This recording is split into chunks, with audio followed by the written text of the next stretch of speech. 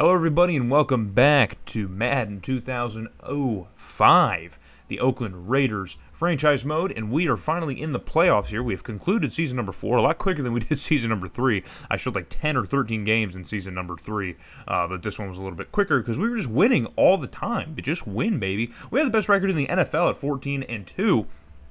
The top seed in the AFC, well-deserved, of course. And the Chargers, who finished 9-7 in the regular season, managed to win the wild card game against the divisional opponent that they played, which was the New England Patriots. They managed to just somehow beat them.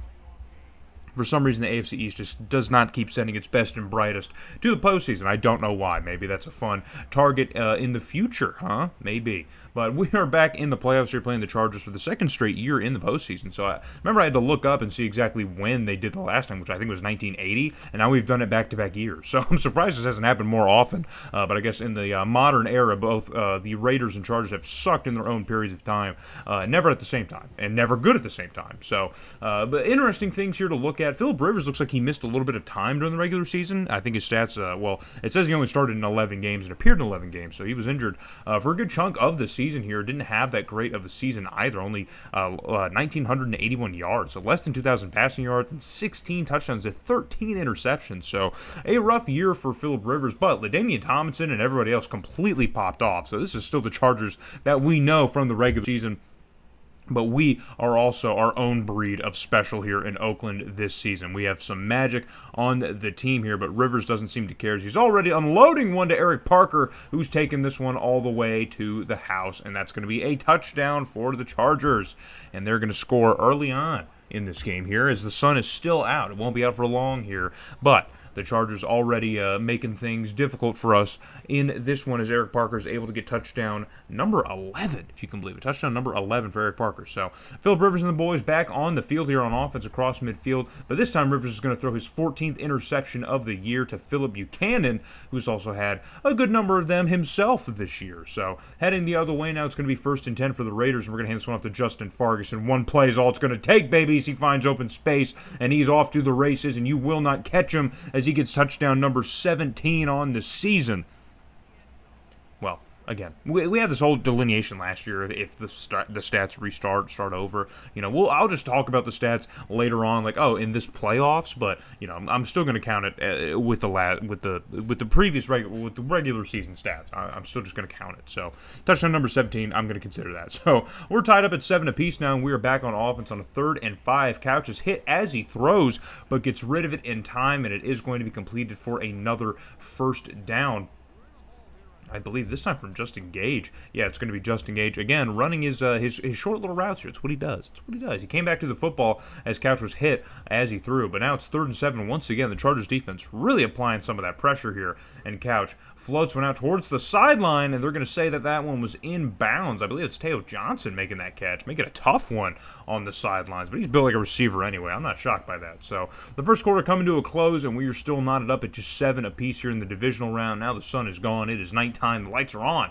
And on 3rd and goal here, we're going to try and hit off to Fargus, who can't get any sort of open space, and he's going to be silenced at the line of scrimmage. And so we're going to have to make a decision here on 4th down, and it's an obvious one when you got Janikowski kicking things for you. So on a 24-yarder, we're going to send this one up, and the kick is going to be good, and that's going to make it 10-7 over the Chargers. But now there's still plenty of time in the first half for San Diego to do anything. But it's already 3rd and 3 for them, a short yardage situation. They're going to fake the handoff to Tomlinson, and Philip Rivers is going to try and flip this one through the air. It looks like he tried to hit, or no, that's actually the backup tight end. I thought it was Antonio Gates, but it was the backup tight end.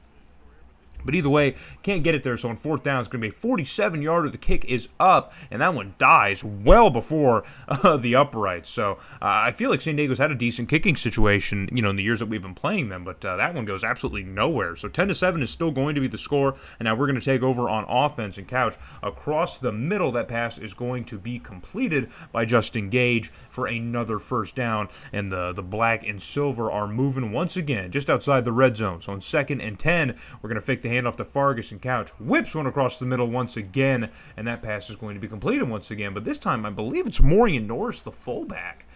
And it is. It's Maurian Norris, the fullback. I think he lined up maybe as a second tight end, which I don't know. Yeah, Doug Jolly, so why would you need to do that? But either way, it's a nice completion. But it's going to be 3rd and goal again. We're not going to hand this one off to Fargas. Going to try and throw for it. And in the back of the end zone, there's Doug Jolly. Can you believe it? I completely forgot that he had a touchdown in this game. But yes, Doug Jolly, the backup tight end, who we have kept on the roster just, for the depth, and he manages to get a touchdown, a questionably legal touchdown in this game here. So, big moment for Doug Jolly to step up, and he does. So, we're going to take an even bigger lead over the Chargers, a 2-possession lead, 17-7. But again, still plenty of time for the Chargers to answer as Rivers wants a home run ball here, and it's Parker once again, man. Just like a slippery eel, you just can't wrap him up and bring him down. It's just something about that guy. He's just got it figured out. I don't know what it is, but he's just very effective at what he does as he gets touchdown number 12 on the season now, and for sure has over 1,000 yards. He's at 951 heading into this game, and this would probably put him over 1,000 if the stats carry over and count. So with 20 seconds counting down off the clock here in the first half, Couch still wants to get some points for these Raiders as he gets this one completed to Chris Cole, I believe, not even Jerry Porter, to Chris Cole for a first down, and time a little bit of the essence here, but we're going to call a timeout and just bring out Janikowski with 9 seconds left to go. This kick is up, and it is good, so that's going to make it a 6-point ball game as the Chargers touchdown brings them back into it, and now it is still only just a 1-point possession game, or 1-possession game between us as we enter into the second half of play here. But we are on offense once again, second and short, a short yardage situation. What's going to happen? Cap's going to try and throw for it again. It's Justin Gage, man. Short little crossing routes. He's a slant merchant, and I don't care because it works. But fast forward to a 2nd and 10 now. Couch back to pass once again here. Going to flip it out to the other side of the field to Teo Johnson, who's got to come back for it, and he cuts upfield and gets inside the red zone. But more importantly, he's going to get the first down. And we will continue this drive, but it's already 3rd and 5. The Chargers' red zone defense has just been something else in this game right now. And Couch throws for it in the corner of the end zone to Jerry Porter, who we've struggled to connect with all game. Looks like the Chargers definitely read the game plan, and Quentin Jammer will not be fooled once again, man. He is locking down that side of the ball. And so that's going to bring up another field goal opportunity for Janikowski. It's another chip shot, and he nails it through. So 23-14, now the score here in Oakland.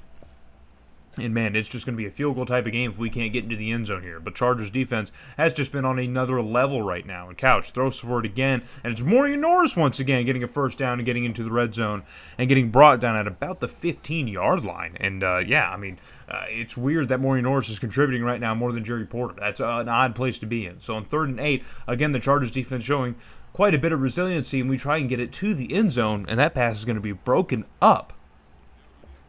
And the Chargers defense, man, just, I don't know what it is, man. Just this red zone defense has just been, it's on another level. I mean, we haven't seen this, have we? But we're going to take another field goal, and that's going to end the third quarter as we take a 26-14 point lead over the Chargers. And now it's another 3rd and 2 on offense once again, as the Chargers offense has been completely MIA in the second half. And finally, Jerry Porter gets something going here in the fourth quarter as he gets a completion and is brought down out of bounds. But he does get a nice little gain. So on 3rd and inches now, the Chargers defense again showing some resilience, but Justin Fargas at least able to break through and get a few yards for a first down to continue the drive at the very least. But now it's 3rd and 10 again. The Chargers defense is just so resilient right now. I don't know what it is, and I guess just trying to get some yards, man, maybe burn some clock. I don't know what the game plan on that one was, but that's going to bring up 4th down and another chip shot for Janikowski here. The kick is up, and it is good. So now it's 29-14. So this game of doing field goals is really not all that effective, but when you consider that the Chargers offense is doing absolutely nothing in the second half, it's an effective way to keep adding points, I guess, as we are on offense once again, man. The Chargers cannot do anything as we are able to hit Justin Gage deep downfield, and that'll at least get us within scoring range again, but it's already 3rd and 1 against this Chargers defense. But now it's Maurian Norris who's picking up the first down right up the middle, man, and he is just, I mean, we got to give him his flowers, man. He might be a divisional round MVP. I mean, that seems ridiculous. I mean, it's got to be Janikowski, right? But, I mean, still, he's just doing his thing. And Justin Fargas able to get another first down here, and that'll take us at least to the 2-minute warning. But he has been one of the top contributors as well here, just kind of doing what he can. But it's 3rd and 10 once again against this Chargers defense, as we're just clearly just running it at the line, trying to burn as much clock as possible. And the Chargers managed to stop us here, only taking off about 15 seconds. But because of the field goal, we're able to burn off a heck of a lot more. And so this field goal is going to go up with just a minute left to go, and that makes it 32-14. Pretty much out of reach for the Chargers. It already kind of was out of reach. But their offense completely stalls out in the second half, does absolutely nothing of note. We add on about 17 field goals and managed to win this game 32-14. So it's a bit of a letdown here, a little bit lackluster in the divisional round. You probably expect a little bit more fireworks with this rivalry in the playoffs, but the Chargers offense just completely ran out of gas. And again, man, they were 9-7 this year. I think the injury to Phillip Rivers probably really hampered the production of this offense and the trajectory of it. And that ended up playing out exactly how I just explained it in this playoff game, man. That the Chargers are going to have a lot of thinking to do heading into the offseason, maybe having to figure some things out, But they have Drew Brees, and Drew Brees is like an 81 still in this game as a backup behind the Chargers. I should do something to get him out of San Diego, just so he's actually in the sim. It is just kind of gross that he's a backup for San Diego. Like, that's his career trajectory right now, but I don't know how much control I can have over that, but maybe I can trade for him and then trade him away to somebody else. Who knows? Maybe that's what will happen. Trade him to someone who needs him. But Justin Fargas has a great game. Jerry Porter actually has a pretty good game, 113 receiving yards, but didn't lead any touchdowns, so we didn't end up seeing a whole lot of him. Will Witherspoon with 3 tackles for loss, and Philip Buchanan, of course, with the interception. Even Hannibal Navies with 3 TFLs, so one of our trade deadline acquisitions showing up big here in the divisional round, and then the MVP, of course, is Janikowski. But heading back to the hub world now, the Buccaneers managed to beat out the Packers in Tampa Bay. The Colts crushed the Bengals and Indy, and the Seahawks outlast the Eagles. So there will be no Super Bowl rematch if we manage to make it there. There will be no Super Bowl rematch as the Eagles have now lost in the divisional round. But of course, this obviously means that your AFC and NFC Championship games are between us and the Colts. We get another rematch with Indy. That was a high-flying game in Indy, and hopefully we manage to win it now in Oakland. Again, win it in Oakland, as we won the first matchup. But the Seahawks are now going to play the Buccaneers in the NFC. So we might have a Super Bowl rematch from 2002, 2003, the one that the Buccaneers won. We might have that rematch. But we got to beat Indy first, man. So hope to see you guys back in Oakland in the AFC Championship game against these high-flying Indianapolis Colts, baby.